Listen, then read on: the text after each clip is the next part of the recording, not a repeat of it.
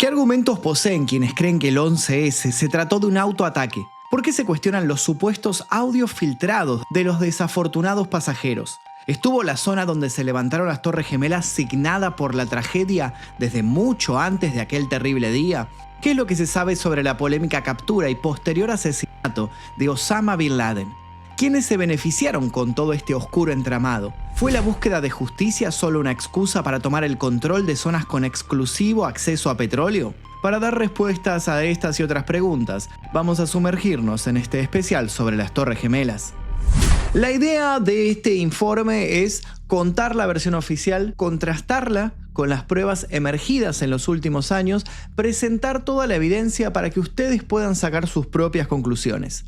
Obviamente que este es un tema que tiene muchas teorías dando vuelta, muchas aristas. Nosotros elegimos algunas para poder armar este relato, pero obviamente ustedes también deben tener otras y los invito a escribirlas aquí debajo y a contar su punto de vista y contar qué es lo que piensan ustedes al respecto. Si les interesan estas temáticas, los invito también a escribir la palabra conspiración aquí debajo en los comentarios. Si tenemos más de 500 personas escribiendo conspiración, vamos a hacer una segunda parte u otro video similar que ustedes sugieran. Les recordamos que tienen videos exclusivos para los miembros del canal. Para unirse tienen que tocar el botón que dice unirse aquí debajo y ya van a tener acceso a todos esos videos. Comencemos.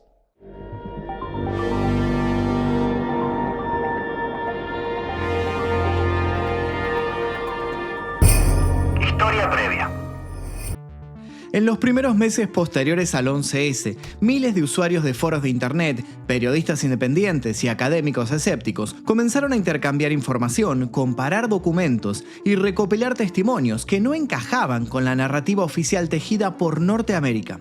Así nació lo que luego sería conocido como el Movimiento por la Verdad del 11S, una comunidad heterogénea que cuestionaba los informes del gobierno y proponía teorías alternativas. Entre los materiales más influyentes estuvo el documental Loose Change, realizado por Dylan Avery. Este trabajo, aunque cuestionable para muchos, fue distribuido de manera casi artesanal y compartido masivamente en plataformas como Google Video y más tarde YouTube, convirtiéndose en un fenómeno cultural. Allí se planteaban hipótesis sobre explosivos en las torres, la imposibilidad de que un avión impactara en el Pentágono y la supuesta complicidad de agencias de inteligencia. Para muchos jóvenes de la época, fue la primera vez que se enfrentaban con una realidad en la que el poder de turno buscaba manipular a las masas apalancándose en una horrenda tragedia. Pero no nos adelantemos, muchos piensan que ya pesaba un oscuro augurio sobre las Torres Gemelas mucho antes de que fueran construidas. Sí, lo que estás escuchando.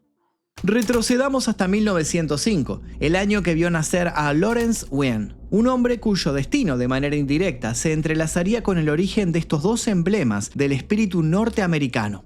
Abogado, millonario, filántropo y apasionado de su ciudad natal, Nueva York, Wien también era propietario del Empire State Building, un gigante que pronto vería amenazada su supremacía. Desde los primeros esbozos del World Trade Center, donde estarían las torres, el proyecto enfrentó obstáculos legales y culturales. En septiembre de 1962, cuando Minoru Yamasaki fue designado arquitecto encargado de dar forma al ambicioso plan, surgieron voces en contra. Varias organizaciones comerciales recurrieron hasta la Corte Suprema, alegando que las enormes estructuras con su escala colosal podrían arruinar a la pequeña y mediana empresa de la ciudad. Entre los opositores estaba el propio Wien, preocupado no solo por el impacto económico, sino también por el golpe simbólico que representaban las nuevas edificaciones para su propio rascacielos. En 1966 comenzaron los trabajos de construcción, mientras que la opinión pública se debatía entre la fascinación y el temor. Ese mismo año, una crítica de arquitectura publicó un artículo memorable advirtiendo, y cito: "El World Trade Center puede ser el inicio de una nueva era de los rascacielos o las tumbas más grandes del mundo". Wien, decidido a resaltar los peligros, financió un aviso de página casi completa en el New York Times, alertando sobre los riesgos que supondría para el tráfico aéreo tener dos torres de semejante altura. Su argumento se apoyaba en un antecedente trágico, un accidente ocurrido en 1945, cuando un bombardero estadounidense, cegado por la niebla, se estrelló contra el Empire State, matando a 11 personas dentro del edificio y a toda la tripulación del avión. En su anuncio, Nguyen incluyó una imagen que resultaba inquietante y premonitoria: un avión acercándose a las nuevas torres, anticipando la posibilidad de una catástrofe inminente. A pesar de las advertencias, el World Trade Center se inauguró el 4 de abril de 1973, convirtiéndose en el edificio más alto del mundo, superando a la Empire State por apenas 1 metro y 22 centímetros y dejando claro que la historia de rivalidades ciegos terminaba allí. La empresa de ingeniería estructural que supervisaba el proyecto defendió la seguridad del complejo, asegurando que decenas de estudios demostraban que un impacto aéreo provocaría daños mínimos y localizados, capaces de ser contenidos. Con el paso de los años, las torres se convirtieron en un ícono de Nueva York y una postal imprescindible. Pero la seguridad nunca fue absoluta y el mal augurio pareció acompañarla siempre. Los incendios que se registraron impulsaron la instalación de rociadores en todos los pisos y las amenazas de bomba, como la de 1977, protagonizada por un grupo independentista puertorriqueño que provocó una dramática evacuación, mantenían el miedo latente.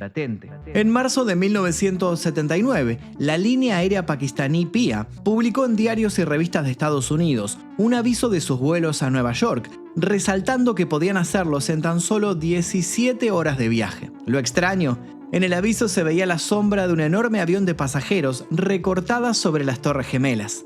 Conociendo el futuro, ver esa imagen es algo que hiela la sangre. 2 años después, en 1981, un Boeing 707 de Aerolíneas Argentinas estuvo a punto de colisionar contra la gigantesca antena de la Torre Norte, y en 1993, el atentado en el estacionamiento de la Torre 1 dejó claro que las torres ya no eran invulnerables.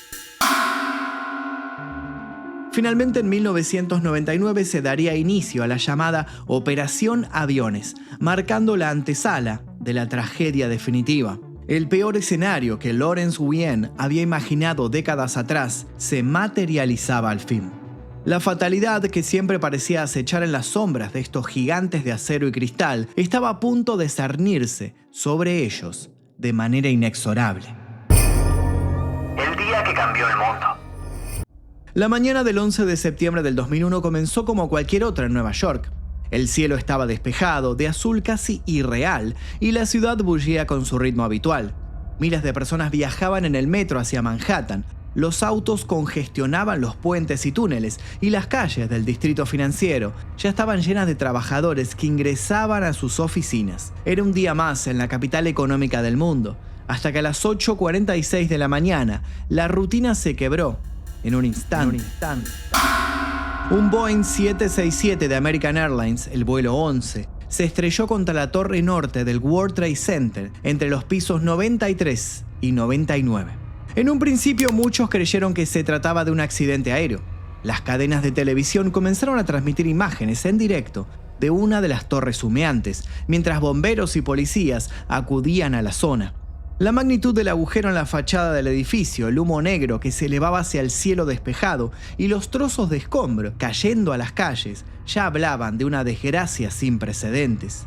Mientras la ciudad trataba de entender lo ocurrido, a las 9:03 otro avión, el vuelo 175 de United Airlines, impactó de lleno contra la Torre Sur, entre los pisos 76 y 85. En ese instante quedó claro que Estados Unidos estaba bajo ataque. Las imágenes del segundo impacto fueron transmitidas en vivo y quedaron grabadas en la retina de millones de personas alrededor del planeta.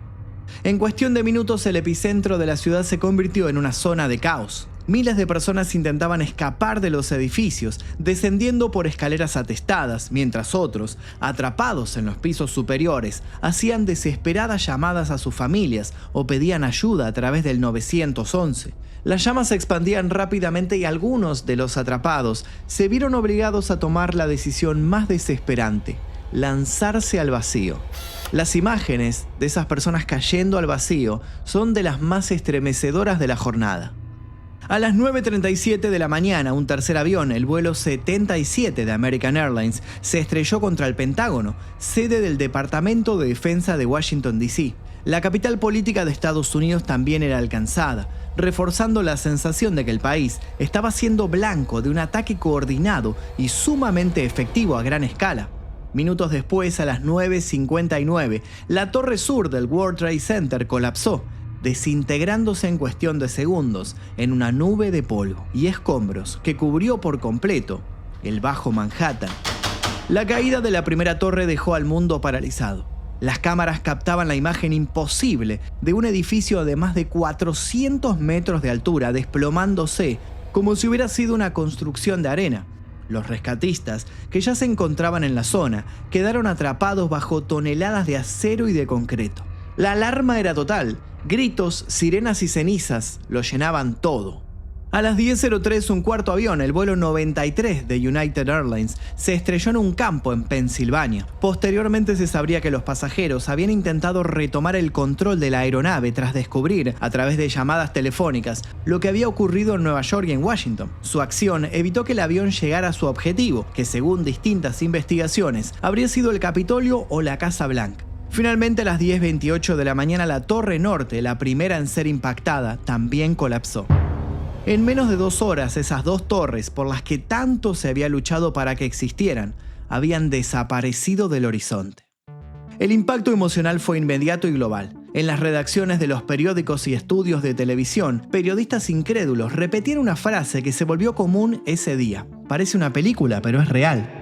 Para millones de personas, las imágenes remitían efectivamente a una producción de Hollywood, pero eran la cruda realidad transmitida minuto a minuto. Ese mismo día, el espacio aéreo de Estados Unidos fue cerrado por primera vez en la historia. Todos los vuelos comerciales fueron suspendidos y miles de aviones fueron desviados a aeropuertos en Canadá y en otros países. El gobierno activó de inmediato protocolos de seguridad nunca antes vistos, mientras la población permanecía pegada a las pantallas, intentando comprender qué había sucedido y sobre todo, quién había sido capaz de perpetrar semejante ataque. El 11 de septiembre del 2001 no solo significó la muerte de casi 3.000 personas y heridas a más de 6.000. A las 20:30 de ese día, el entonces presidente Bush se dirigió a su país y al mundo entero para decir que Estados Unidos se comprometía a perseguir la paz, la libertad y la justicia. Mientras un nuevo patriotismo tomaba forma para empezar una cruzada que, según sus palabras, tenía como objeto enfrentar al mismísimo terror, otros empezaron a ver ciertas fisuras en el discurso oficial. Y es que junto con los escombros se habían también desmoronado la confianza de un pueblo. La sensación de vulnerabilidad, de que nada volvería a ser igual, se instaló en la conciencia colectiva. Sí, pero también se instalaron las dudas. ¿Desinteligencia o entrega? Una de las primeras teorías que surgieron y que hasta hoy sigue generando controversia es la relacionada con la inteligencia previa. ¿Pudo el ataque haber sido anticipado por agencias de seguridad estadounidenses o de otros países? De manera casi inmediata, periodistas, analistas y críticos del gobierno empezaron a revisar documentos, informes y declaraciones que sugerían que existieron advertencias antes del ataque. La narrativa oficial planteaba un ataque sorpresa de Al-Qaeda, pero pronto comenzaron a salir a la luz reportes que decían lo contrario. El Congreso de los Estados Unidos reconocería que hubo fallos en la comunicación y coordinación entre agencias como la CIA y el FBI. El testimonio de varios ex agentes indicó que en los meses previos al ataque se habían detectado señales de que algo de gran magnitud estaba en preparación. Incluso se reveló que algunos de los futuros secuestradores ya estaban bajo investigación, pero que los datos nunca fueron compartidos entre los organismos. Esta desconexión generó la idea de que, al menos en parte, el ataque no fue una sorpresa absoluta, sino una catástrofe que se pudo haber prevenido. ¿O acaso es que el propio Estados Unidos quería que sucediera? Ya vamos a llegar a ese punto. Lo importante ahora es señalar que en paralelo aparecieron las advertencias internacionales. Gobiernos como el de Israel, Alemania y Rusia informaron que habían transmitido alertas a Norteamérica sobre posibles atentados aéreos. La existencia de estas advertencias, sumada a la falta de reacción visible, fortaleció las sospechas de que las autoridades habían recibido múltiples señales, pero que éstas no fueron atendidas con la urgencia requerida. Incluso en el año 2000, un sujeto llamado Ahmed Ressam planeaba volar explosivos desde Canadá hasta Los Ángeles en un Boeing 747. fue detenido antes de que pudiera salirse con la suya. Esto indicaba que las agencias de seguridad ya tenían información sobre el interés de terroristas en usar aviones comerciales como instrumentos de ataque masivo. Según la versión oficial, un factor crítico fue que los recursos humanos y tecnológicos eran limitados. El seguimiento de todos los posibles sospechosos era prácticamente imposible y los sistemas de monitoreo masivo de comunicaciones aún no estaban completamente desplegados. La inteligencia dependía en gran medida de informes humanos y análisis de patrones que, aunque indicaban actividad sospechosa, no permitieron conectar todos los puntos a tiempo. La combinación de advertencias ignoradas, compartimentación de información y protocolos de seguridad inadecuados creó un caldo de cultivo ideal. A esto se sumó un detalle perturbador. En los días previos al 11 de septiembre, hubo movimientos financieros anómalos relacionados con aerolíneas como United Airlines y American Airlines. Grandes cantidades de opciones de venta, transacciones que se benefician cuando el precio de una acción cae, fueron registradas en Wall Street, lo que llevó a pensar que ciertos inversores sabían que algo iba a ocurrir. Varios organismos investigaron este punto, concluyendo que no había pruebas definitivas de que estas operaciones estuvieran vinculadas a los ataques. Sin embargo, los interrogantes quedaron instalados en la opinión pública. El eco de todas estas pruebas alimentó una de las primeras teorías que surgieron sobre el 11S, que el gobierno de Estados Unidos, o al menos una facción dentro del Departamento de Inteligencia, sabían que el atentado iba a suceder y permitieron que sucediera para que sirviera como excusa para luego invadir Medio Oriente. Autoatentado y demolición controlada. Entre las múltiples teorías que emergieron tras el 11 de septiembre, ninguna generó tanto debate como la que sostiene que las Torres Gemelas no colapsaron únicamente por el impacto de los aviones y los incendios posteriores, sino que habrían sido derribadas mediante una demolición controlada cuidadosamente planificada. Esta idea, por más polémica que resulte, se instaló en el centro de la discusión, porque se apoyaban elementos visuales, testimoniales y técnicos que, al menos en apariencia, desafiaban la explicación oficial. Las imágenes transmitidas en vivo aquel día mostraron al mundo el momento en que las torres se desploman sobre sí mismas, en cuestión de segundos. Para muchos, la manera en que se produjo el derrumbe, rápido y simétrico y con una nube de polvo expandiéndose en todas las direcciones, evocaba de inmediato la estética de una demolición intencional. Arquitectos, ingenieros y bomberos entrevistados en distintos medios hablaron de explosiones secundarias, de estruendos que precedían al colapso y de destellos en los pisos inferiores, descripciones que fueron recogidas por quienes sostenían la teoría de un fraude. El caso del World Trade Center 7 añadió más leña al fuego. Este edificio, también conocido como WTC-7, no fue impactado por ningún avión, aunque sí sufrió daños por los escombros de las torres y los incendios que se prolongaron durante horas. Sin embargo, su derrumbe, registrado a las 17:20 de ese mismo día, dejó perplejos incluso a los observadores más cautelosos. El WTC-7 se vino abajo en una caída casi vertical y uniforme, con una velocidad que algunos ingenieros calificaron como cercana a la caída libre en ciertos tramos. Para los defensores de la teoría de la demolición, este hecho constituía una evidencia clara de uso de explosivos. El National Institute of Standards and Technology, organismo encargado de investigar el colapso, concluyó años después que la caída del WTC-7 fue producto de un fallo estructural provocado por los incendios no controlados que debilitaron vigas críticas. Según su informe, fue la primera vez en la historia en que un rascacielos de acero colapsaba de esa manera a causa del fuego. No obstante, para muchos esa misma explicación reforzaba las sospechas. ¿Cómo era posible que un fenómeno sin precedentes ocurriera justo ahí, en ese lugar, en ese momento, y luego nunca más volviera a suceder? Otro elemento frecuentemente citado fue la presencia de restos de nanotermita en el polvo del World Trade Center, hallazgo que algunos investigadores independientes aseguraron haber identificado en muestras recolectadas. La nanotermita es un material altamente energético, capaz de cortar acero, lo que reforzaba la hipótesis de una demolición planeada. Aferradas a su relato, las autoridades desestimaron tales afirmaciones, considerándolas errores de interpretación o falta de rigor científico. De un modo o de otro, el impacto de la teoría de la demolición controlada fue enorme. Las imágenes del derrumbe, vistas una y otra vez, alimentan hasta hoy esa sospecha. Para algunos, lo que el mundo presenció en directo no fue un ataque terrorista, sino un espectáculo cuidadosamente diseñado para marcar un antes y un después en la historia contemporánea. Por otro lado, la cuestión del ataque al Pentágono también ocupa un lugar muy importante en esta teoría. El Pentágono y las dudas. Como mencionamos, mientras las cámaras del mundo entero se enfocaban en Nueva York, una tercera noticia estallaba en los televisores. Un avión había impactado contra el Pentágono, el corazón mismo del aparato militar de los Estados Unidos. Según el relato oficial, el vuelo 77 de American Airlines, un Boeing 757, había sido secuestrado y dirigido contra el edificio, provocando una explosión y el colapso parcial de una de sus secciones. Sin embargo, desde el día mismo de la tragedia comenzaron a surgir dudas y teorías que todavía siguen generando debates.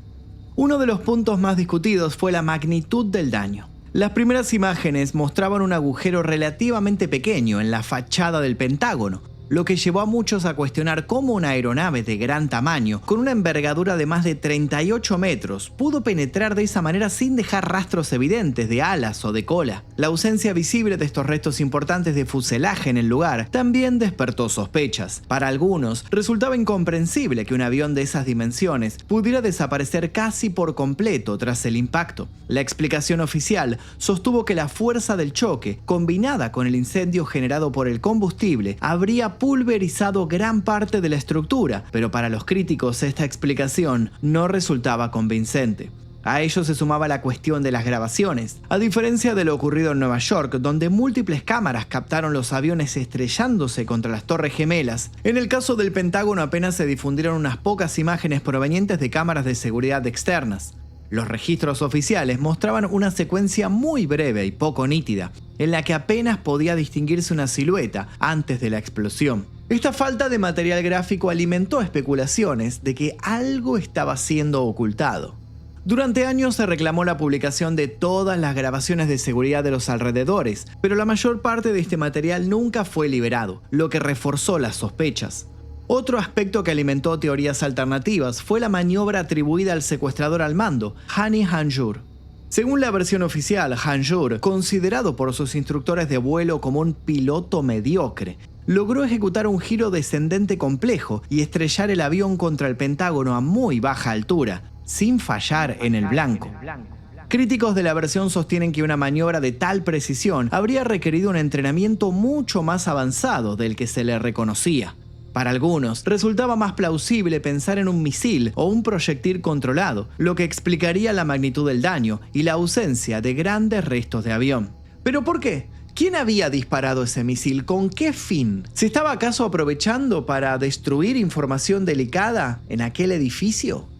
El impacto en el Pentágono también desató preguntas sobre la respuesta del sistema de defensa aérea. El edificio es uno de los espacios más vigilados y resguardados del planeta, protegido por radares, cazas y sistemas antimisiles.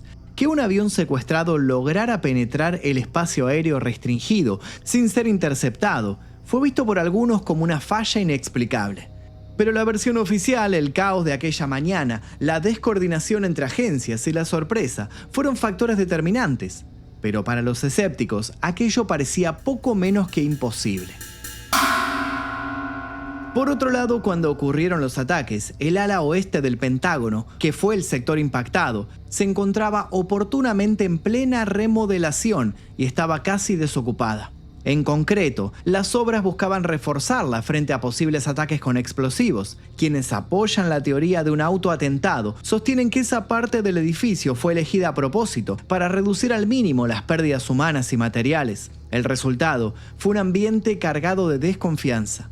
Por un lado, el gobierno insistía en que no había duda. El vuelo 77 había sido estrellado contra el Pentágono por los terroristas. Por otro, las inconsistencias y vacíos en la información abrieron un terreno fértil para las teorías conspirativas que sostenían que el ataque no se desarrolló tal como se contó o que incluso había sido manipulado para encubrir otra verdad. La tragedia en el Pentágono, más allá de las versiones enfrentadas, se convirtió en un símbolo, para unos, en la prueba de la vulnerabilidad de los Estados Unidos ante el terrorismo internacional.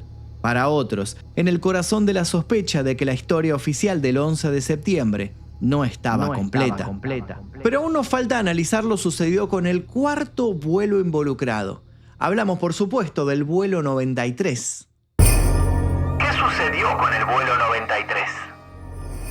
El vuelo 93 de United Airlines, que desplegó de Newark con destino a San Francisco el 11 de septiembre del 2001, representa uno de los episodios más dramáticos y analizados del ataque a Estados Unidos. Mientras los otros 3 aviones alcanzaron sus objetivos, el vuelo 93 se convirtió en sinónimo de resistencia y de la capacidad de los pasajeros para actuar en circunstancias extremas. Desde el despegue, los pasajeros enfrentaron un secuestro violento. Los terroristas, armados con cuchillos y posiblemente explosivos simulados, tomaron el control de la cabina. Los testimonios obtenidos mediante llamadas telefónicas describen con detalle cómo los secuestradores maniobraban para aislar al personal de cabina y a los pasajeros, estableciendo un control que parecía absoluto. Sin embargo, algunos pasajeros comenzaron a planear una contraofensiva, conscientes de que su avión sería usado como arma contra Washington, D.C., probablemente hacia el Capitolio o la Casa Blanca. Entre los más recordados se encuentra Top Beamer, Mark Bingham, Jeremy Glick y Tom Barnett, quienes lideraron la iniciativa de retomar el control del avión.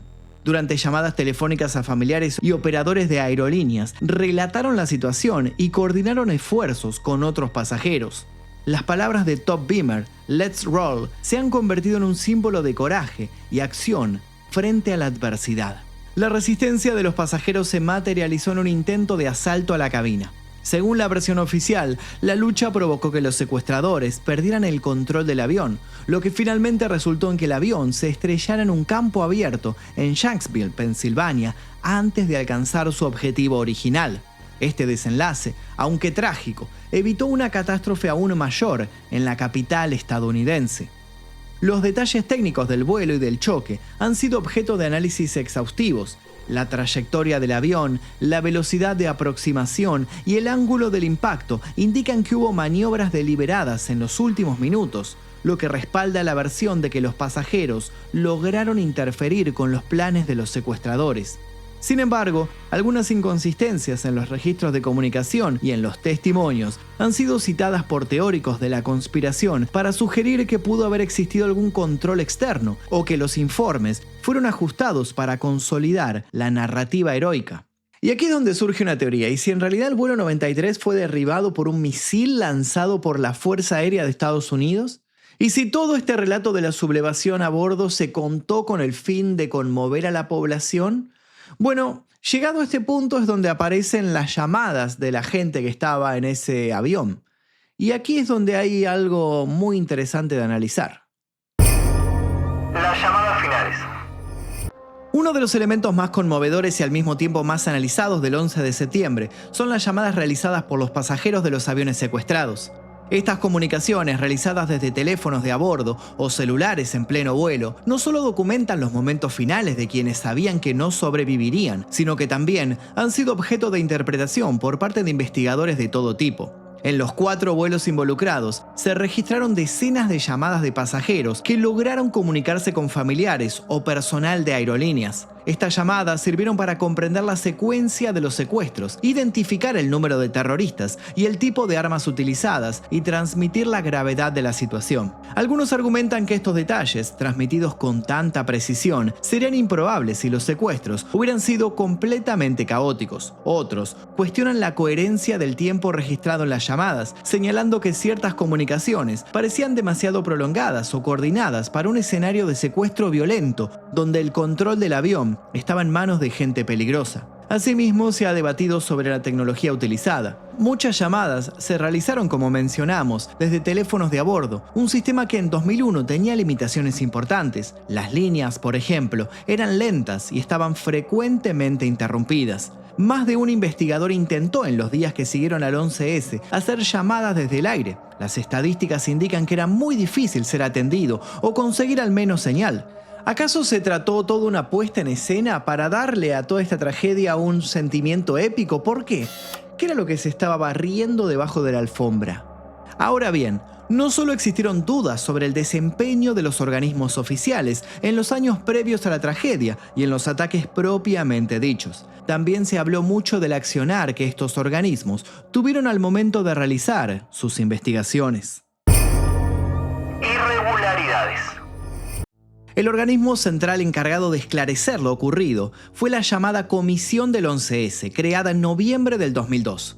Desde el inicio, la comisión fue objeto de críticas. Primero, porque comenzó a trabajar más de un año después de los ataques. Y segundo, porque estuvo compuesta por miembros con posibles conflictos de interés. El propio presidente de la comisión, Thomas Kean, reconoció públicamente en 2004 que la comisión estaba configurada para fracasar. Esa declaración se transformó en un argumento poderoso para los escépticos.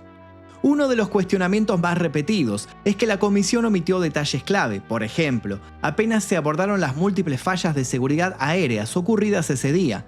Ni se explicó de manera convincente cómo fue posible que 4 aviones comerciales secuestrados volaran durante casi 2 horas en espacio aéreo estadounidense sin que fueran interceptados por la Fuerza Aérea.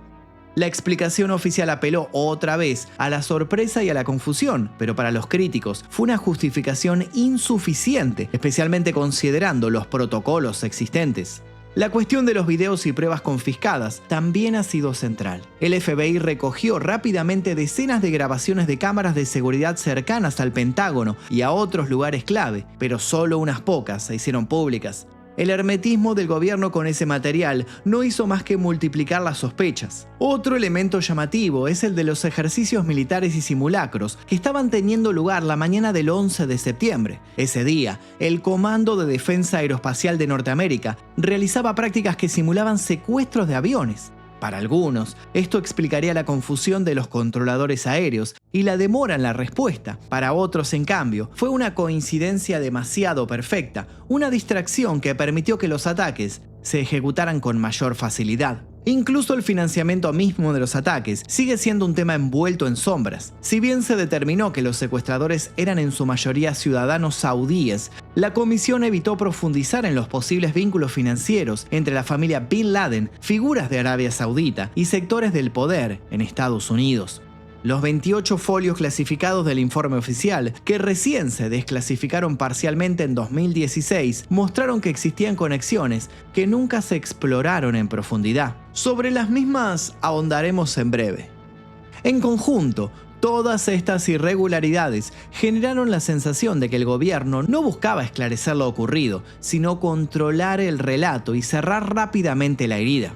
Y esa percepción, más que las pruebas técnicas, fue lo que consolidó la idea de que el 11 de septiembre pudo haber sido algo mucho más complejo que un ataque externo. Más allá de todo esto, cuando se analiza la hipótesis de una operación de falsa bandera, el núcleo de la discusión se centra en los posibles móviles. Es decir, ¿qué razones tendría el gobierno de Estados Unidos, o por lo menos una facción dentro de él, para permitir que sucediera algo así? La respuesta a todo esto para los teóricos de las teorías conspirativas es la suma de los elementos geopolíticos, sociales y económicos que surgieron luego de la tragedia. Y es así como nuestra historia vuelve al principio. Los móviles detrás del autoatentado. Conozcamos un documento titulado Project for the New American Century, redactado en 1997 por un grupo de intelectuales y políticos neoconservadores, entre los que se encontraban figuras que luego ocuparían cargos clave en la administración de George W. Bush. En este texto se delineaba la necesidad de que Estados Unidos reafirmara su liderazgo global, lo que incluía el control estratégico de regiones ricas en recursos como Medio Oriente. Sin embargo, reconocían que para lograrlo sería necesario un catalizador, un evento catastrófico y transformador, como un nuevo Pearl Harbor. Interesante, ¿no? Sobre todo, si sabemos que el resultado inmediato de los ataques a las Torres Gemelas fue efectivamente la guerra en Afganistán. Apenas un mes después de los derrumbes, Estados Unidos lanzó la operación Libertad Duradera, con el objetivo declarado de desmantelar a Al-Qaeda y derrocar el régimen talibán que les brindaba refugio. Pero muchos analistas sostienen que Afganistán también ofrecía un punto de control estratégico en Asia Central, además de proyectos energéticos relacionados con oleoductos en la región. Poco después, en 2003, se produjo la invasión a Irak, justificada por la supuesta posesión de armas de destrucción masiva por parte de Saddam Hussein y su relación con el terrorismo. Ninguna de esas armas fue encontrada. Estados Unidos sostuvo entonces que la razón de la invasión se debía a que existían informaciones de los servicios de inteligencia que permitían suponer que Saddam Hussein mantenía relaciones secretas con Al-Qaeda. Recientes informes indican que nunca hubo tal relación. Sea como sea, la caída del régimen iraquí permitió a Estados Unidos posicionarse en una zona clave para el suministro de petróleo. Desde la perspectiva conspirativa, el 11S abrió la puerta a estas guerras, que sin un shock inicial tan contundente, habrían enfrentado mucha mayor resistencia en la opinión pública y en el Congreso. Muy por el contrario, fueron millones los estadounidenses que festejaron las muertes en aquellas tierras, seguros de que se estaba llevando a cabo un acto de justicia. El impacto no fue solo internacional. Dentro del propio territorio estadounidense, los atentados sirvieron como justificación para una transformación profunda de la sociedad. En 2001, se aprobó la USA Patriot Act, una ley que otorgó al gobierno un margen sin precedentes para vigilar a sus ciudadanos, intervenir comunicaciones, detener sospechosos sin cargo y expandir los poderes de las agencias de inteligencia.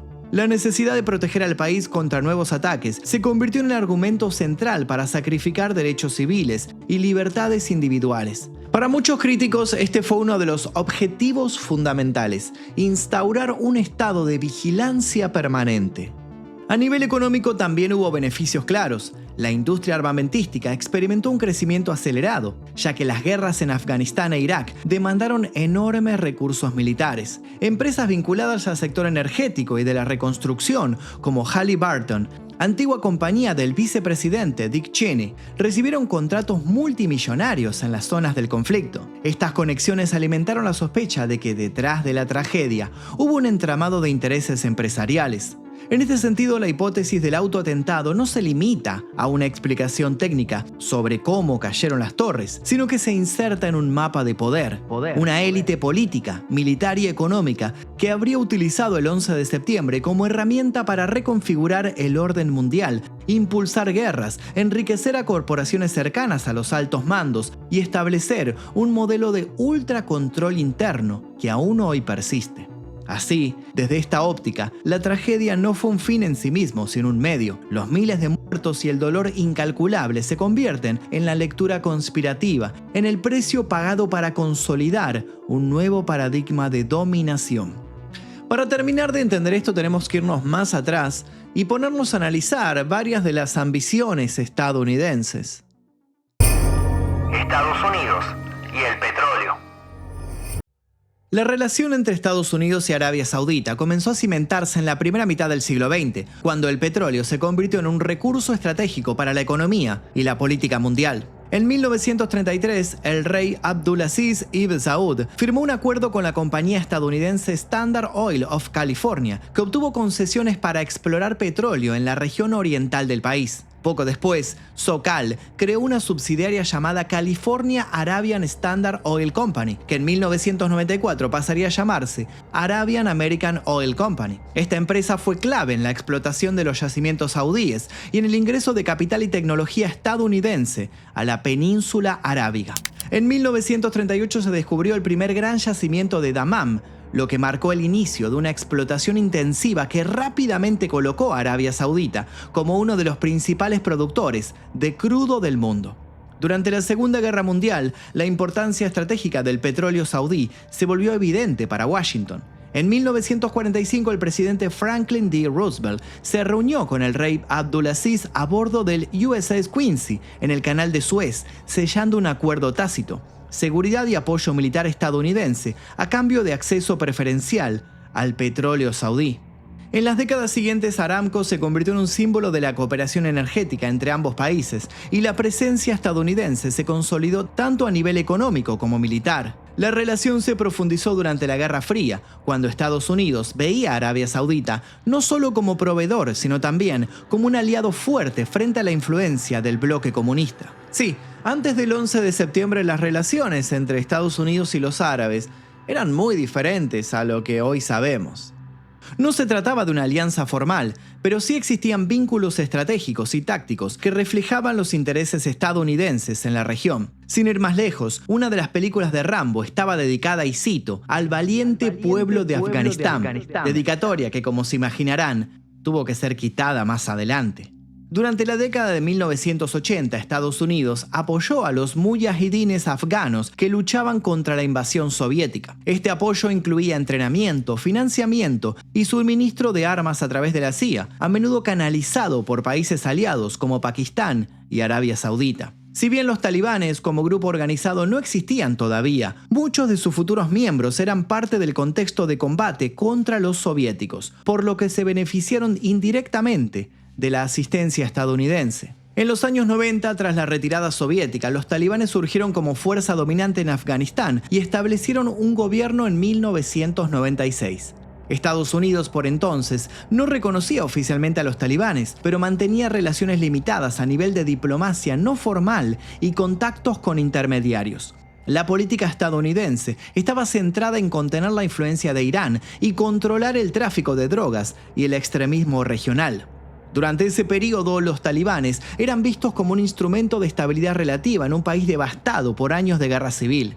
Washington estaba interesado en mantener ciertas relaciones para facilitar el tránsito de ayuda humanitaria y proteger intereses estratégicos, sin involucrarse directamente en la gobernanza afgana. Sin embargo, esta relación cambió drásticamente tras el ataque a las embajadas estadounidenses en África en 1998 y los atentados frustrados a vuelos internacionales. Fue entonces que se hizo evidente que Al-Qaeda, con base en Afganistán bajo protección talibán, representaba una amenaza directa para Estados Unidos. A partir de ese momento, los talibanes pasaron a ser vistos como un obstáculo a neutralizar, sobre todo si no entregaban al líder de la mencionada organización. Seguro ya saben de quién hablamos. Bin Laden y los misterios que lo rodean.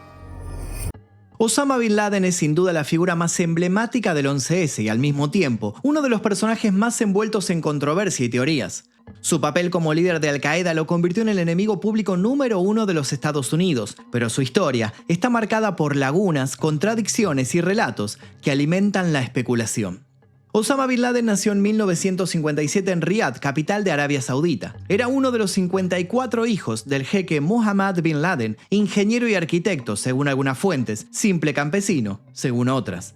Lo que sí está claro del progenitor de Osama es que hizo una fortuna colosal gracias a sus relaciones con la familia real saudí, que le encargó numerosas obras públicas, todas ligadas a la construcción de bases para los estadounidenses que venían por esos años a empaparse de petróleo.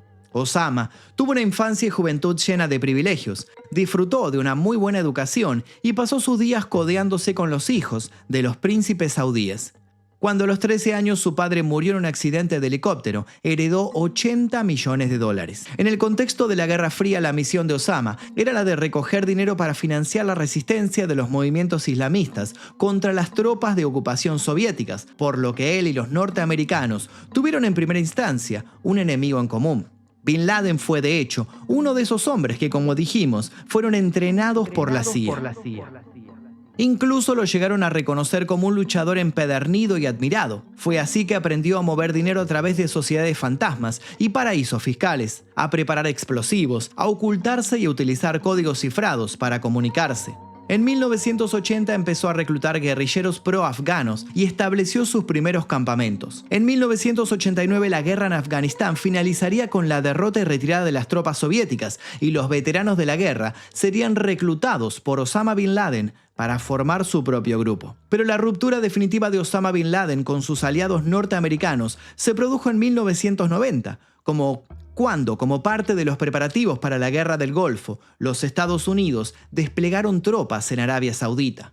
Previendo que después de la Guerra del Golfo la presencia norteamericana en el país crecería hasta convertirse en algo inmanejable, Osama Bin Laden multiplicó sus llamamientos para derrocar a la monarquía saudí. Esta decisión le acarreó primero el destierro en 1991 y 2 años después la pérdida de la ciudadanía. Bin Laden se trasladó a Sudán, donde permaneció 5 años hasta que lo expulsaron por presiones estadounidenses. En 1996 se instaló en Afganistán y pronto entró en contacto con el líder del recientemente establecido régimen de los talibanes. Después de los atentados del 11S, su figura se volvió omnipresente en medios y discursos políticos. Se le atribuyó la planificación de los ataques y la movilización de Al-Qaeda, convirtiéndolo en el símbolo del terrorismo internacional. No obstante, la ausencia de pruebas concluyentes y su largo tiempo de escondite generaron dudas sobre su paradero real. Primero, Al-Qaeda negó hacerse cargo del atentado, luego se contradijo. Sin embargo, hay quienes afirman que el video en el que Bin Laden se adjudica los hechos es un montaje llevado a cabo por un doble. Exponen para esto las siguientes razones. En primer lugar, el poco parecido físico del hombre del video con Bin Laden. El poco parecido físico del hombre del video con Bin Laden. En segundo lugar, el hecho de que lleve un anillo de oro que está prohibido por el Islam. Y en tercer lugar, que escribe una nota con la mano derecha cuando en realidad Bin Laden es zurdo.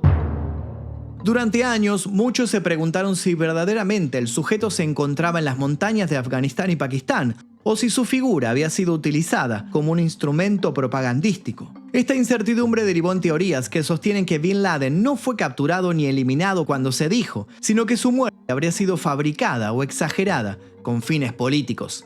El 2 de noviembre del 2007, una política pakistaní dijo que Osama Bin Laden fue asesinado. Esta revelación fue suprimida por la BBC de la entrevista original. La mujer sería asesinada menos de 2 meses después. El 31 de enero del 2010, el diario español El País y el periódico colombiano El Tiempo presentaron una entrevista al sultán Tarar, mano derecha del fugitivo talibán Mullah Omar, en la cual afirma que Bin Laden murió de un cáncer de riñón entre mayo y junio del 2002. Sin embargo, el 25 de marzo del 2010, Osama Bin Laden enviaba una advertencia al gobierno de los Estados Unidos a través de un audio. Advertía que el día que se tomara la decisión de ejecutar a sus hombres, que ya habían sido atrapados y que eran torturados en Guantánamo, Al-Qaeda ejecutaría a todos los estadounidenses en su poder. Según miembros del Servicio de Inteligencia de Estados Unidos, la cinta era genuina. Para estas alturas, Bin Laden ya era para muchos incapturable. Sus videos adjudicándose atentados o rechazándolos se multiplicaban. Había tanto reales como falsos. Su vida era un misterio. Hasta que gracias a informantes secretos dieron con él. La operación que supuestamente terminó con su vida, la operación Lanza de Neptuno, ocurrida el 2 de mayo del 2011, estuvo envuelta de secreto absoluto desde el principio. Un comando de fuerzas especiales estadounidenses, los Navy SEALs del grupo SEAL Team 6, ingresó a la residencia en la que se creía que Bin Laden estaba escondido. Según el relato oficial, tras un enfrentamiento breve, el líder fue abatido y su cuerpo transportado a un portaaviones, donde se realizó un entierro en el mar, según los protocolos islámicos. A pesar de los detalles oficiales, varios aspectos de la operación han generado controversia. Algunos cuestionan la ausencia de fotografías públicas del cadáver, argumentando que esta falta de evidencia tangible permite mantener la duda sobre su muerte. Otros señalan contradicciones en los informes iniciales, como la descripción de su resistencia, la ruta de evacuación y el tiempo que tomó la operación, la rapidez con la que se comunicó su muerte a nivel mundial y la certeza absoluta con que se describieron los hechos. También han alimentado la sospecha de que la narrativa oficial fue cuidadosamente construida para cerrar un capítulo incómodo. Además, la muerte de Bin Laden coincidió con un periodo políticamente sensible para la administración de Barack Obama, quien buscaba consolidar su liderazgo en un primer mandato. Para los conspiracionistas, esta operación tuvo algo de componente simbólico, transformando la captura en un evento de consumo mediático global. Las teorías conspirativas en la cultura popular. Las teorías conspirativas no se quedaron en los márgenes de Internet, pronto dieron el salto a la cultura popular. Artistas y celebridades comenzaron a mencionarlas en entrevistas y canciones. El rapero Immortal Technique habló públicamente de un inside job, mientras que grupos como The Coup o Public Enemy incluyeron referencias al 11S en su música. Incluso personalidades mediáticas como Charlie Sheen y Rosie O'Donnell declararon públicamente sus dudas sobre la versión oficial, generando fuertes polémicas. En paralelo, la televisión y el cine también hicieron eco. Series como The X-Files y su derivada, The Lone Gunman, habrían sembrado en los 90 la idea de un Estado ocultando secretos oscuros, y el 11S encajaba a la perfección en esa lógica de desconfianza. Películas posteriores como Side Gaze profundizaron en la noción que los ataques fueron fabricados como parte de un plan más amplio para instaurar un orden mundial controlado. Internet fue el terreno fértil donde estas ideas florecieron. En un momento en que las redes sociales recién comenzaban a expandirse, el 11S se convirtió en uno de los primeros grandes temas virales de la conspiración globalizada. Videos caseros analizando los derrumbes, blogs con supuestos cálculos físicos y debates en foros como Above Top Secret o Reddit hicieron que millones de personas entraran en contacto con estas hipótesis. Para muchos, estas teorías no eran simples ocurrencias paranoicas, sino un modo de explicar lo inexplicable. ¿Cómo podía la superpotencia militar más poderosa del mundo ser vulnerada de esa forma? La idea de que habría complicidad interna ofrecía una respuesta lógica, aunque perturbadora a esa pregunta. Con el tiempo, estas teorías se convirtieron en una parte inseparable de la memoria colectiva. Incluso personas que aceptaban la versión oficial comenzaron a reconocer que había cosas que no cerraban, una duda sembrada que debilitó la confianza en las instituciones.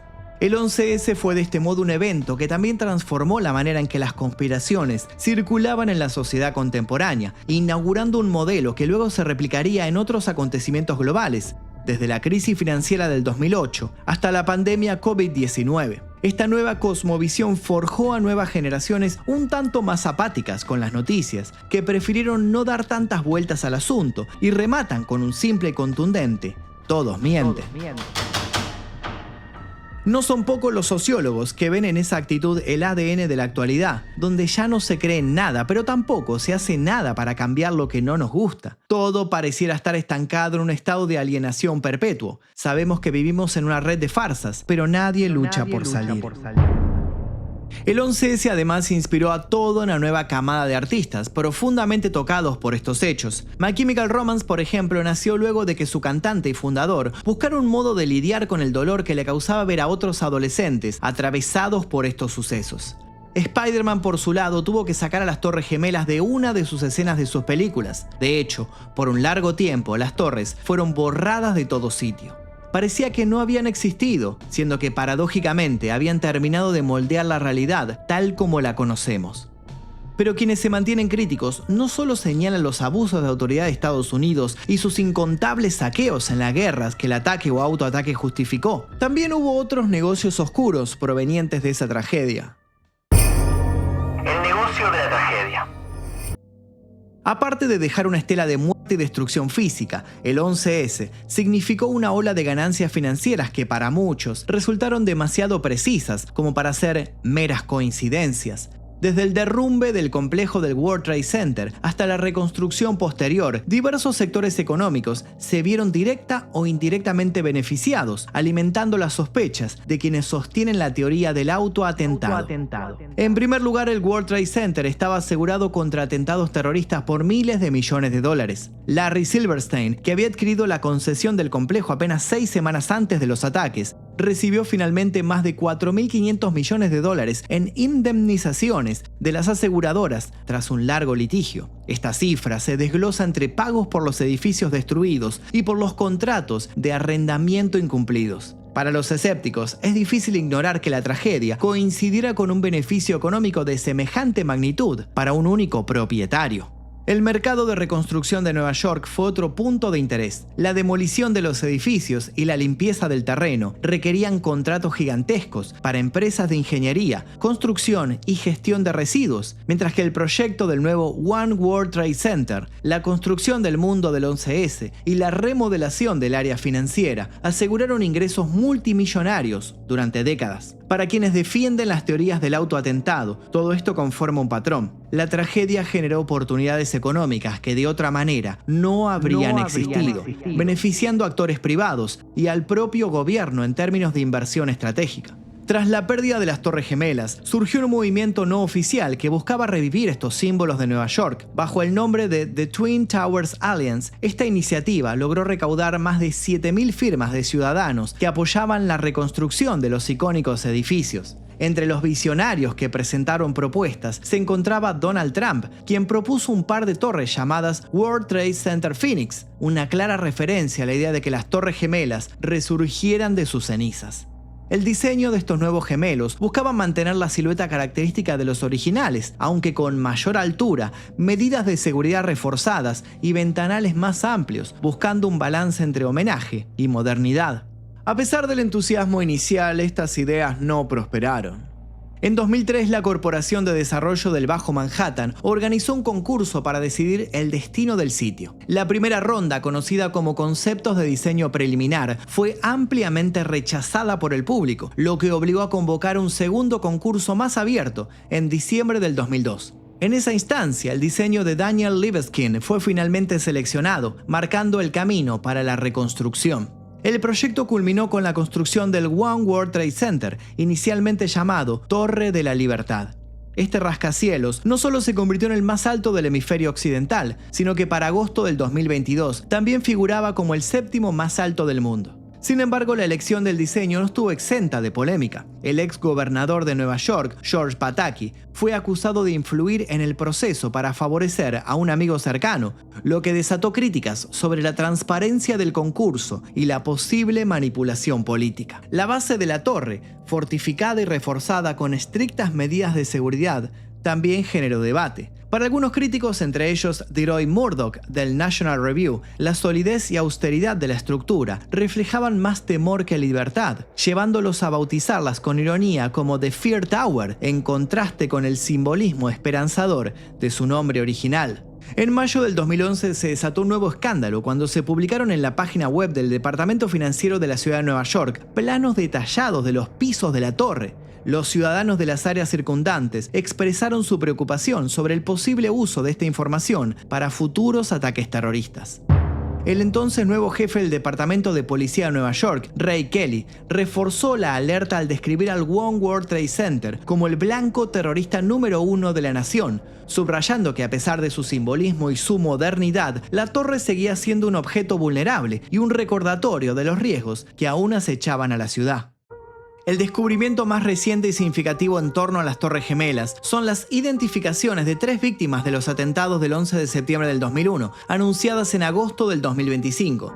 Gracias a avances en la tecnología de secuenciación de ADN, las autoridades pudieron identificar los restos de Ryan Fitzgerald, Barbara Keating y una tercera persona cuyo nombre se mantiene en reserva. Estos avances permiten dar un cierre a las familias, a pesar de que aún quedan cerca de 1.100 víctimas sin identificar en la zona cero.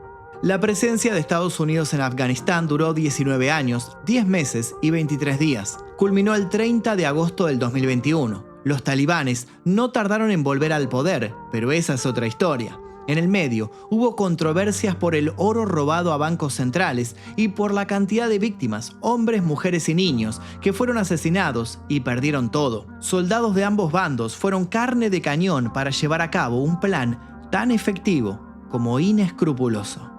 ¿Son entonces las Torres Gemelas un tributo que los poderes estadounidenses decidieron hacer para poder ejercer su jugada maestra? ¿Fue un ataque planificado por ellos mismos o solo se encargaron de dejar que el ataque ocurriera sin entrometerse y facilitando las cosas? Ambos panoramas son escalofriantes. Hablamos de un gobierno mintiendo, sí, pero también hablamos de un gobierno entregando la vida de sus ciudadanos. ¿Qué creen ustedes? ¿Autoataque o en realidad hay que darle crédito a la versión oficial? Como sea, hoy el 11S es un símbolo por partida doble que en definitiva apunta a una única conclusión. De no controlarse, la ambición humana va a dejar al mundo en las más penosas de las ruinas.